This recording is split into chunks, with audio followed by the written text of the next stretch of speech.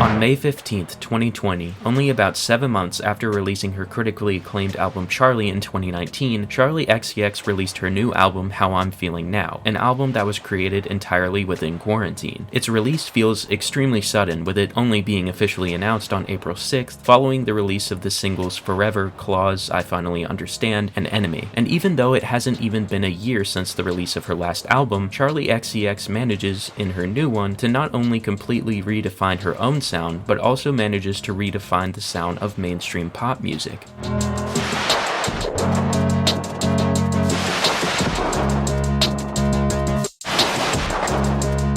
Charli XCX has been pushing boundaries of pop music for years, blending elements of bubblegum bass, synth pop, and dance to create a unique sound that set her apart from a lot of her peers. Her 2016 release of her Vroom Vroom EP and her 2017 release of 2 albums, Number 1 Angel and Pop 2, established Charli XCX as a vital figure in the pop landscape, continuously pushing the genre in her own distinctive style. Her album Charli was not just one of the best pop albums of 2019, but one of the best overall, breaking new ground and reaching new heights with a refined hyperpop aesthetic that made waves within the music community. But even with her sizable and diverse discography, How I'm Feeling Now stands out as the most unique album she's ever released. Charli's sound has always been very versatile and isn't a stranger to blending genres, but the one thing that's remained fairly consistent among her work is her clean production. Even though her album Charli was an extremely bold statement on pop music, it was also very recognizable as pop music. How I'm Feeling Now is almost the complete opposite of that. The production on this album is a lot more lo-fi, with many of the tracks incorporating harsh noises, distorted instrumentals, and extremely auto-tuned vocals. The opening track Pink Diamond, for example, is loud and chaotic, with production that's reminiscent of electronic rave music.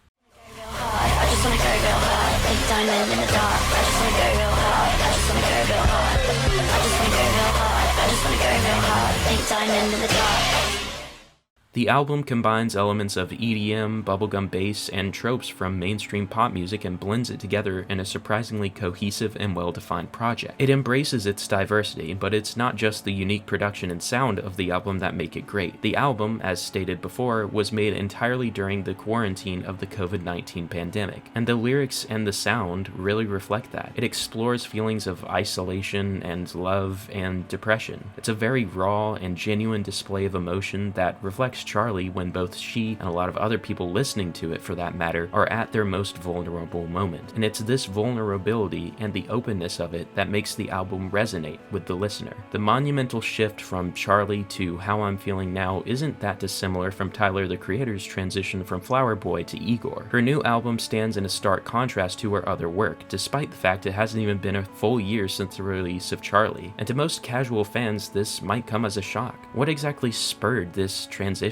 What could have caused her to change her style so radically in such a short amount of time? Well, to understand that, all you have to do is look at the production credits, which include notable producers like A.J. Cook, B.J. Burton, Danny L. Harrell, and Dylan Brady, who are all extremely instrumental in the rapid rise of hyperpop and add their own unique production and flair to this album. And it's not hard to see the major influence artists like them have had on her music. She decided to take a risk and dive headfirst into uncharted territory, and the fact that it works so well and brings together so many influences in such a short amount of time is extremely impressive and speaks to her adaptability and judgment as an artist, and has helped solidify hyperpop as a legitimate artistic style that can have mainstream appeal. Lately, I've been seeing a lot of people saying that hyperpop is the future of pop music, and that this album in particular marks a shift in the landscape. Is hyperpop the future, or is it just a passing trend that will fade away with time, as most pop music trends do? I really don't know the answer to this. I don't think anyone does, but it certainly sounds like the future. And if this is the direction that pop music is headed in, then I can't wait to see what the future holds. And I think that's going to be all for this video. This has been Slacker. See you next time.